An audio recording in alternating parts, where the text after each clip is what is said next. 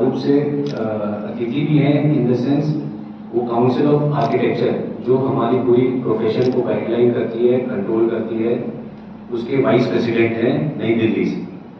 तो ये हमारे लिए बहुत बड़ी सौभाग्य की बात है कि वो आज हमारे साथ हैं। वो ITPI के चेयरमैन भी हैं झारखंड के, और हमारे आई मेंबर के सदस्य भी हैं। उनका स्वागत करते हैं। जो आज के हमारे लीगल एडवाइजर हैं एडवोकेट विभास सिन्हा जी, ये हमारे लीगल एडवाइजर की तरह हमें कंसल्टेंसी दे रहे हैं ताकि हम किस रूप से इस प्रोग्राम को, इस योजना को आगे ले सकें। इसके साथ हमारे चैप्टर के वाइस चेयरमैन आर्किटेक्ट अपूर्व मिन्स हैं, आर्किटेक्ट अमित बागला जो कि ट्रेजरर हैं सबसे दाहिनी ओर, और आर्किटेक्ट अनुराग कुमार जो कि जॉइंट सेक्रेटरी। इसके साथ मैं आर्किटेक्ट गोपीकांत का धन्यवाद भी करता हूं जो आज एक मुख्य कड़ी निभाए हैं सारे प्रेस मीडिया को बुला। आज हम अक्सर सुन रहे हैं प्रोफेशंस के बारे में। प्रोफेशन में डॉक्टर, लॉयर, ये हमने बहुत आमतौर पे सुना है, CA। आज उसी प्रोफेशन के तौर पे आर्किटेक्ट भी है, जिसे हम अपने प्रोफेशन को आर्किटेक्चर कहते हैं। आज हम लोग कहीं भी देखते हैं कोई भी काला कोट पहन के वकील नहीं हो सकता है, भले अपने आप को दर्शा सकता है। उसी तरह डॉक्टर भी आज कोई भी दवाई दे के, चाहे स्टेथोस्कोप लगा के या सफेद कोट पहन के डॉक्टर नहीं होता। उसी तरीके आज आर्किटेक्ट भी एक अलग संघर्ष से अपनी पढ़ाई करके एक अपनी आर्किटेक्ट की डिग्री हासिल करता है। और अच्छी बात यह है जैसे आज डॉक्टर, लॉयर जितनी उनकी पढ़ाई है, आज आर्किटेक्ट भी 5 साल की पढ़ाई करता है, और इस 5 साल की पढ़ाई के बाद उसे डिग्री मिलता है बैचलर ऑफ आर्किटेक्चर। यहाँ पे एक आर्किटेक्ट न केवल नक्शा बना रहा है बल्कि एक पूरे बिल्डिंग, शहर सबकी आधारभूत संरचना करता है। इसके आगे आज वो उसे क्वालिफाइड आर्किटेक्ट बनने के लिए हमारे मेन संस्था नई दिल्ली में है, जिसका भी मैंने नाम दिया काउंसिल ऑफ आर्किटेक्चर, जिसे हम COA कहते हैं। इसी आर्किटेक्ट COA के तहत एक आर्किटेक्ट को एक डिग्री दिया जाता है, लाइसेंस दिया जाता है, और उसे क्वालिफाइड आर्किटेक्ट कहा जाता है। जैसे ही उसे ये लाइसेंस मिलता है, उसे एक अधिकार मिल जाता है, वो अपने नाम के आगे आर्किटेक्ट शब्द का प्रयोग कर सकता है, चाहे वो अपने प्रोफेशन में, अपने व्यापार में, या अपने एज अ प्रोफेसर अगर वो पढ़ा रहा है या किसी गवर्नमेंट जॉब में वो काम कर रहा हो।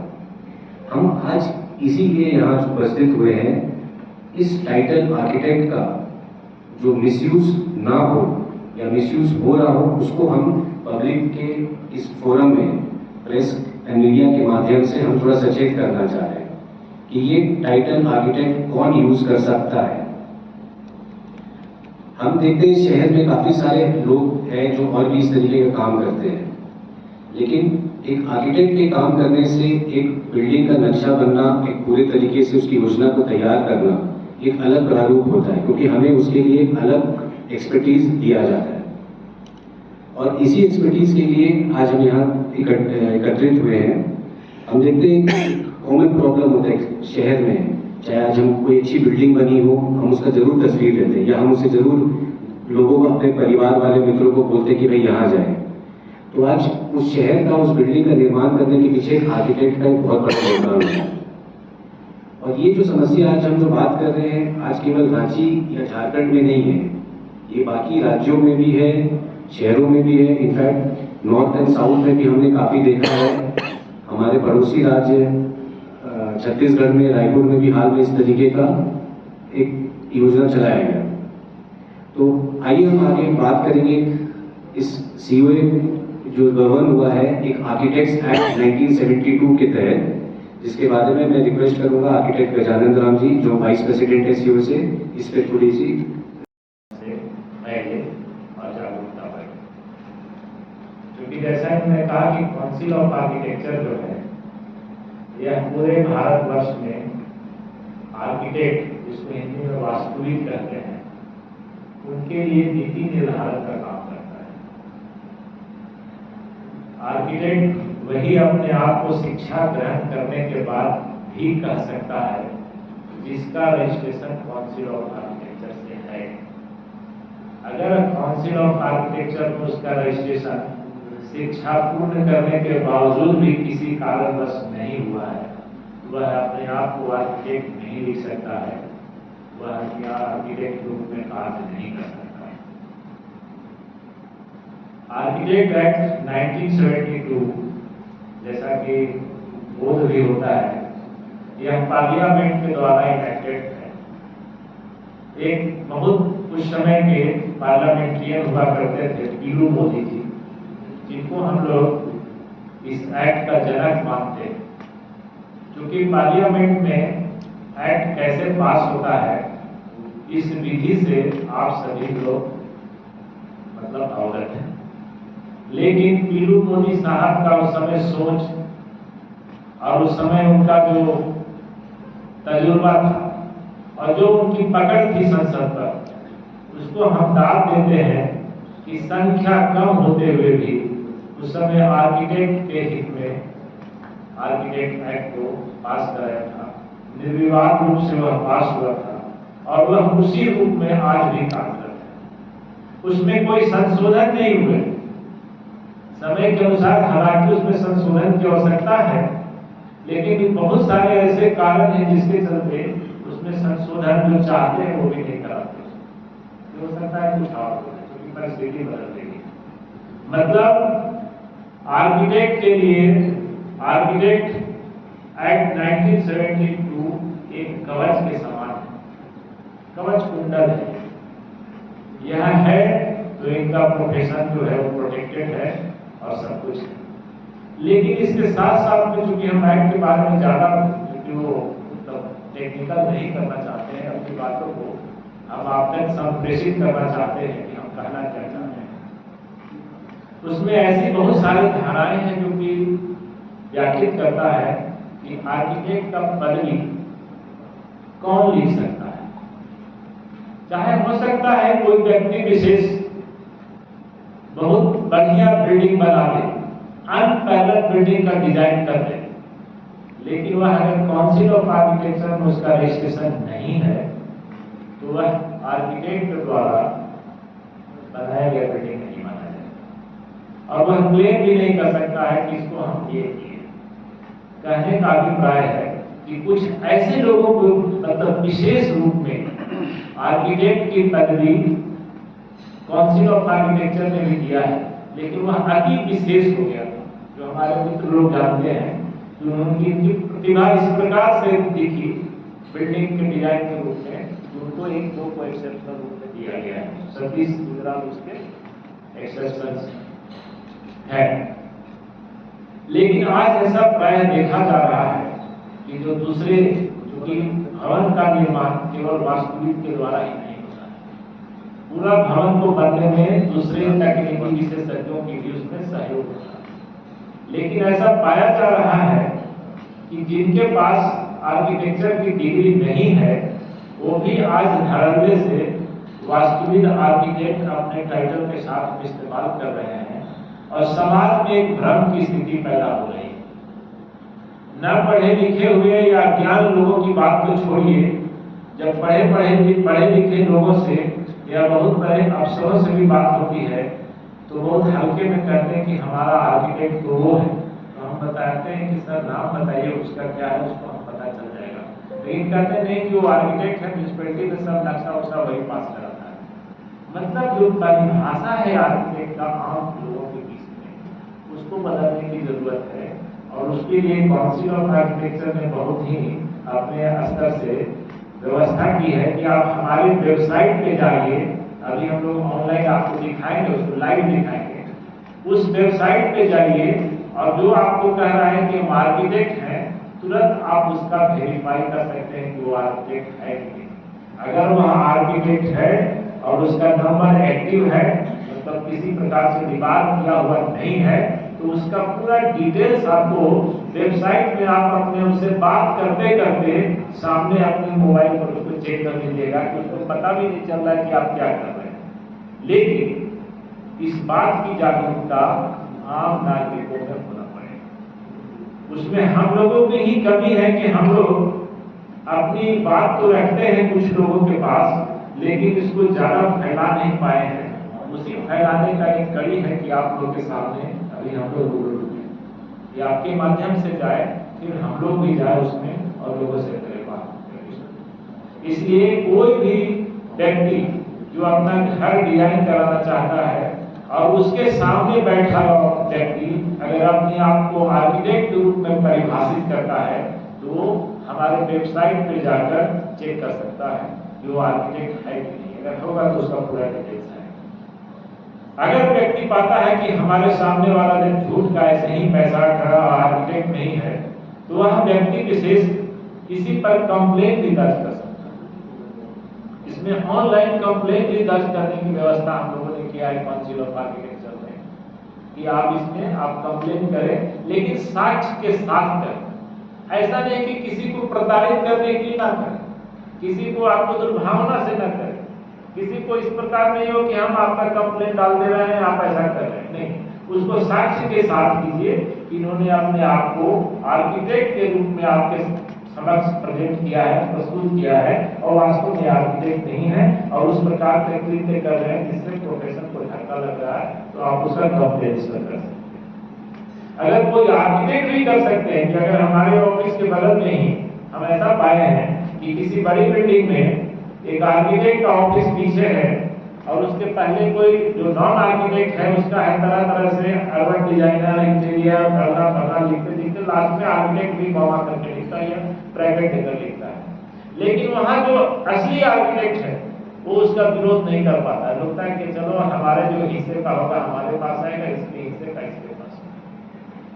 तो अब चूंकि हम लोग एक ही बिल्डिंग में रहते हैं तो इससे झगड़ा क्या करें, इसी समाज का है, इस तरह से ये जो कंस्टेंट है और ये जो क्लीनिंग स्ट्रिक्ट हमारे पास नहीं है, इसी का फायदा जो है हमारे बीच से ही कोई अगर तो मेरे पास में हम किसी प्रोफेशन का नाम नहीं ले रहे तो मेरे मुंह से निकल भी रहा था कि वो हमारे साथ ही काम करते हैं और हमारे ही टाइटल को चुराकर हमारे प्रोफेशन को धक्का पहुंचा रहे हैं, मिसयूज कर रहे हैं। और हमारा जो ये है जो ओवरऑल जो गवर्नमेंट का सोच है, भारत सरकार का सोच है कि आर्किटेक्ट का होने से और ना होने से क्या फायदा ये होता है, उसको धक्का पहुंचा है।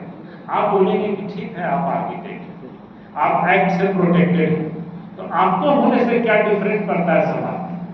आपके द्वारा जो डिजाइन किया हुआ बिल्डिंग हम क्या डिफरेंस ला देता है, दूसरे जो करेगा नहीं, आप क्या कहना चाहते हैं? तो हम इसको इस तरह से आपके सामने रख रहे हैं जो जिसके लिए आपके माध्यम से समाज में फैले कि अगर किसी को बुखार हुआ है तो कोई व्यक्ति उसको दवा की दुकान पर भी जाकर दवा ले सकता है और खाकर ठीक हो सकता है। कोई व्यक्ति होगा कि बुखार होने पर नहीं, जब तक इसको बहुत 4 दिन 5 दिन परसिस्ट नहीं करेगा तब तक जाके उसको एक प्रोफेशनल डॉक्टर के पास नहीं जाएंगे। तो हम क्या करेंगे कि आपको एक अपना खुद का डोज चलाते हैं। कहने का मतलब कि जब उसके पास में बीमारी बहुत ज्यादा फैल जाएगी तब आप उसको प्रॉपर डॉक्टर के पास जाते हैं। लेकिन जहां तक हम इसको तुलना किए डॉक्टरी से, हम इसको तुलना कर रहे हैं कि जो हमारा जलवायु परिवर्तन हो रहा है, जो हमारा आपको आप देख रहे हैं कि सीजनल इतना आपको चेंजेस हो रहा है, गर्मी आपको चेंजेस हो रहा है, बाढ़ हो रहा है, बहुत ज्यादा गर्मी हो रही है, ये सब क्या हो रहा है? ये जलवायु परिवर्तन के कारण। जलवायु परिवर्तन को हम कैसे मिटिगेट कर सकते हैं? हम आपको सस्टेनेबल बिल्डिंग डिजाइन करके कर सकते हैं। सस्टेनेबल बिल्डिंग कौन डिजाइन कर सकता है? जिसको 5 साल तक बहुत ही इस सुविधा के लिए प्रशिक्षण देकर एक डिग्री दी गई। जैसे हम बोले कि नहीं, एसी का कोई अगर आपको मतलब मैकेनिकल इंजीनियर है उसका हम सब्सिट्यूट कर देंगे अगर हम थोड़ा सा इलेक्ट्रिकल काम जानते हैं, मैकेनिकल काम जानते हैं, इसका ये मतलब नहीं होता है। कहने का मतलब आर्किटेक्ट की जो डिजाइन की हुई बिल्डिंग होगी वह ग्रीन बिल्डिंग होगी। ग्रीन बिल्डिंग से तात्पर्य है वैसी बिल्डिंग जो हमारे इन्वायरमेंट का जो नेचुरल रिसोर्सेज है उसको इस्तेमाल करके बनाया गया हो और वह नेचुरल रिसोर्सेज है उसको कम डैमेज करना हो। आप अपने जेहन में इस चीज को बनाइए कि जो बिल्डिंग आर्किटेक्ट के द्वारा डिजाइन नहीं है उसको अगर किसी प्रकार की खामी है तो उसको बड़े स्तर पर उसको प्रचारित करें। क्योंकि आज चीजें हो रही है कि कहीं पे आपको पार्किंग नहीं है, कहीं पे आपको रोड वाइडनिंग के लिए जमीन छूटा हुआ है तो भी नहीं छोड़ा गया है। कुछ सामाजिक प्रॉब्लम भी है जो कि इन्फोर्समेंट का प्रॉब्लम है, लेकिन हम ऐसा जोड़ते हैं कि अगर वो आर्किटेक्ट ने उसमें साइन किया है, आर्किटेक्ट ने उसको सुपरविजन किया है, तो उसका इम्पैक्ट उस बिल्डिंग पर दिखेगा।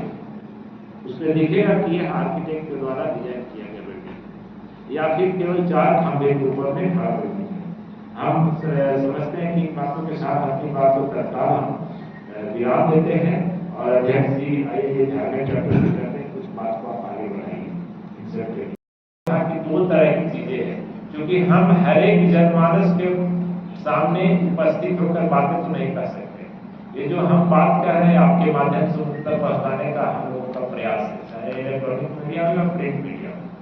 लेकिन जैसे ही वो हमने पहले कहा कि अगर उनको वेरीफाई करना हो कि जिससे हम बिल्डिंग डिजाइन कर रहे हैं सही व्यक्ति है कि नहीं, इसके लिए शायद आर्किटेक्चर का ही प्रोफेशन का एक गवर्निंग बॉडी है जिसके पास ये सुविधा दी हुई है कि ऑनलाइन आप उसका चेक कर सकते हैं। नाम जो हो चुका है, अगर देखिए पहले जो पास में हो चुका है उसके लिए हम लोग के पास दवा नहीं है, उसके लिए क्या रिमेडियल है, म्युनिसिपल कॉर्पोरेशन या जो अर्बन लोकल बॉडी है उसको आप देखें कि इस बिल्डिंग में अगर मिनिमम जो सुविधाएं उपलब्ध है उसको कैसे बढ़ा सकते हैं। जैसे आपको हम उपाय बता रहे हैं, अगर कोई ऐसी बिल्डिंग है जिसमें फ्रंट दिखा हुआ है, फ्रंट में देखिए कि छोटा छोटा दुकान बना हुआ है, दुकान कैसे किस में बना हुआ है, दुकान उस जगह पे बना हुआ है जहाँ की उनको ओपन स्पेस छोड़ना था। उनको मन में है भी कि जब इसको होगा तो हम हटा लें।